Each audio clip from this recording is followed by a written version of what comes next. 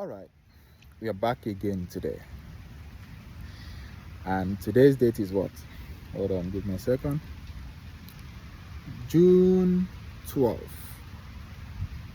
Today's date is June 12th, 2025. Okay, today I have a question I want to ask.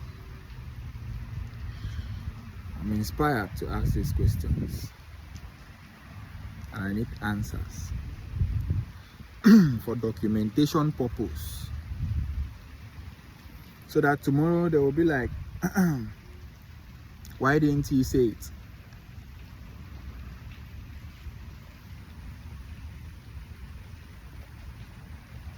I have made a video where I explain a little bit how our earth looks like. But I have a question,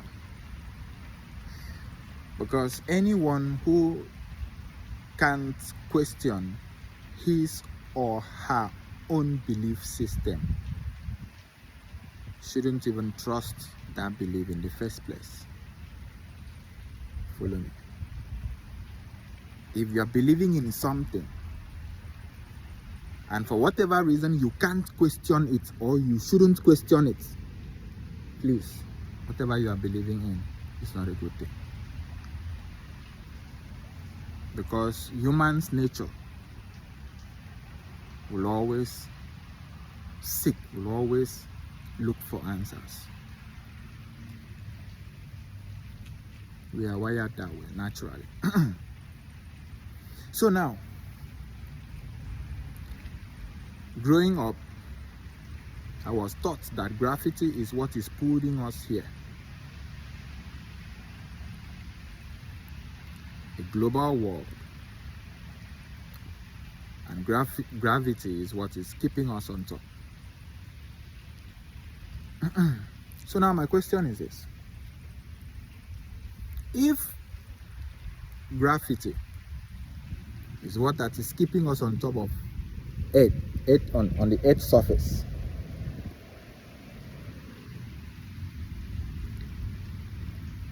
what is keeping a ship on top of the water upside down?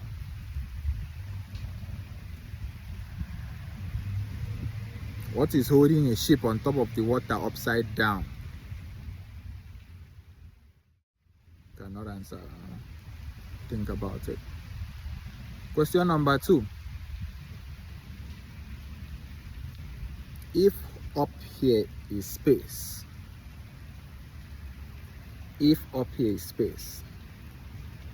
as we were taught, I was taught too,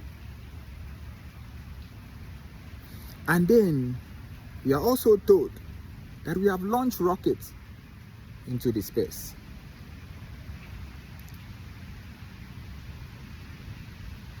So space is a vacuum, empty vacuum, and Earth has atmosphere. So there is a point of equilibrium between atmosphere and space. Follow me. Just journey with me a little bit. There is equilibrium between space and the atmosphere that we are breathing. Tell me how you are able to launch a rocket and the rocket will pierce through that equilibrium and enter space without destroying that equilibrium. How? Is it that when they break it, some of them will come down and seal it and cover it, and then go into space? Make it make sense, bro.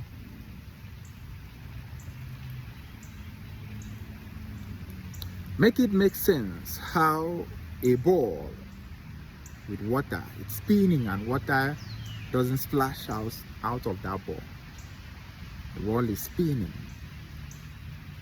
Tell me how it makes sense that if you're on top of something that is spinning and you are driving a car opposite the direction of that spin, and you don't feel any different when you are also driving in the opposite direction.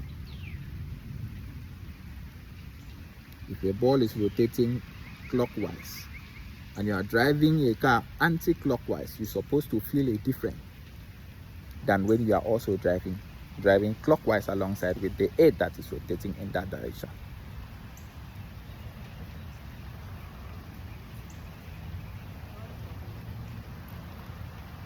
My question tonight is, or this evening is, why did they lie to us? Or why are they lying to us? What is the intention behind these lies? Growing up with my father, there were some lies. My father would lie to me as a child. But my father knew that a time will come that I will become an adult and discover these lies. Typical example, if I'm eating a star apple, and my dad will be like, don't swallow the seed, because if you swallow, I will ask, Daddy, why? What happened if I should swallow the seed of this star apple? I'm curious. What will happen to me? Looking at my father as my hero, as my God, my father will answer, my son, if you swallow that thing, it's going to germinate. You see how when you plant seed, it grows? And out of fear, I never swallowed it until I grew up to know. And even when I grew up, I had to taste it, swallow its face and see if it will germinate. And I saw that it did not germinate, and I said, hey, my daddy lied to me.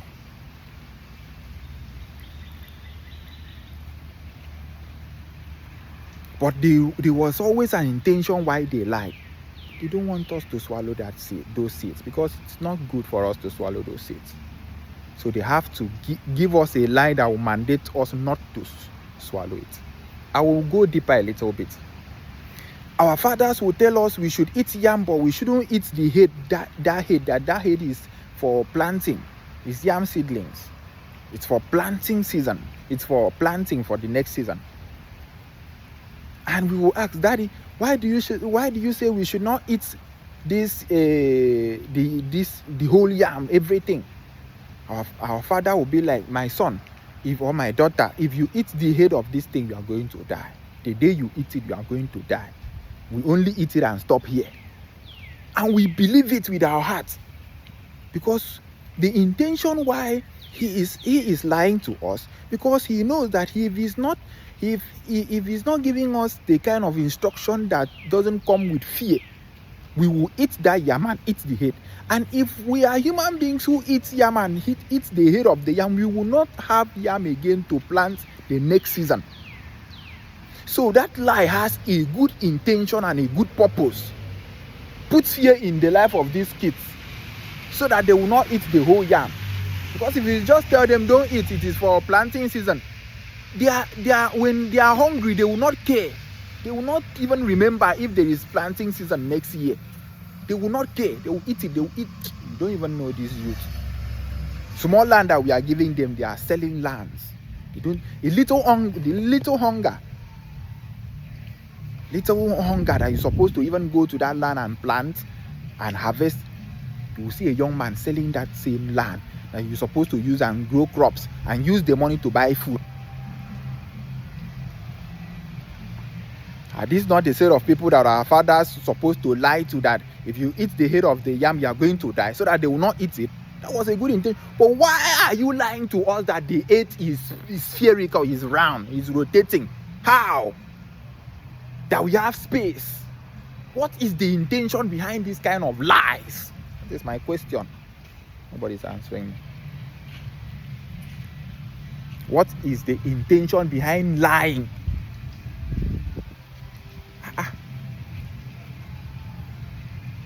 At what point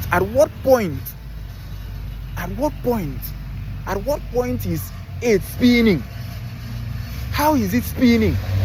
What evidence do you have to prove that it is spinning? Just point me one evidence that you have to prove that it is spinning.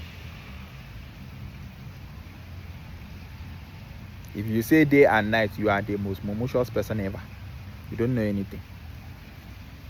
How is it day and night when the sun is the one going up and down? Anyways, like I will always say,